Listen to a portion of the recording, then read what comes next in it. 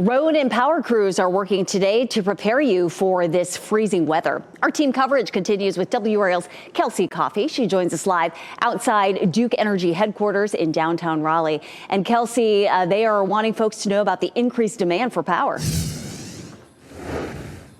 Yes, Renee, it's a cold start this morning, and crews with Duke Energy are bracing for more freezing temperatures later this week.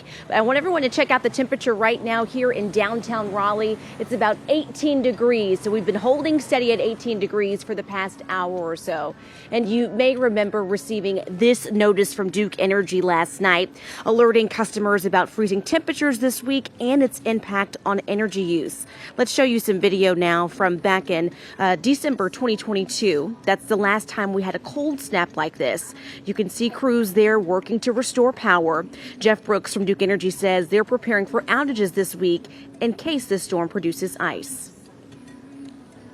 We've made a lot of improvements to our system, added cold weather protections on our power plants, added new ways to manage energy use across the system, and all of that will be helpful this week.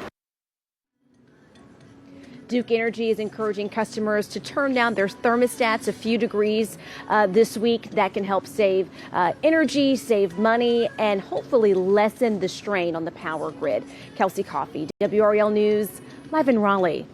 State DOT, meanwhile, is busy preparing roads around the Triangle to try to keep them safe from ice. And WRAL's Laura Levine joins us live from Raleigh. Laura, they wanted drivers to take precautions ahead of this Arctic blast. Jeff, good morning. Now, these DOT trucks here behind me, they have been hitting the roads for the past 24 hours, brining them, preparing for this winter weather that's moving our way. As we're already experiencing the cold temperatures this morning, you may have already noticed some of the brines on the roads. Of course, we did yesterday when our crews were out there. Now, DOT says crews started brining the roads Sunday night in Wake and Durham counties with a heavy focus on Interstates 40 and 540. But this storm is presenting some challenges to DOT crews that the last storm didn't. The frigid temperatures this week are something they're focused on because the brine will lower the freezing temperature of the road. They say they've had to be strategic in how they prep certain roads. You want to be able to have interstate connectivity so that goods and resources can come into and out of the state. And then you look at connectivity on your main routes, which generally takes you to hospitals and to fire departments and to emergency stations, so that if people have issues, they can get resources out to them. And Doug McNeil there with the DOT, he says that his crews are responsible for prepping I-40 in Durham, Franklin, and Wake counties, all the way to the Johnston County border, talking about connectivity.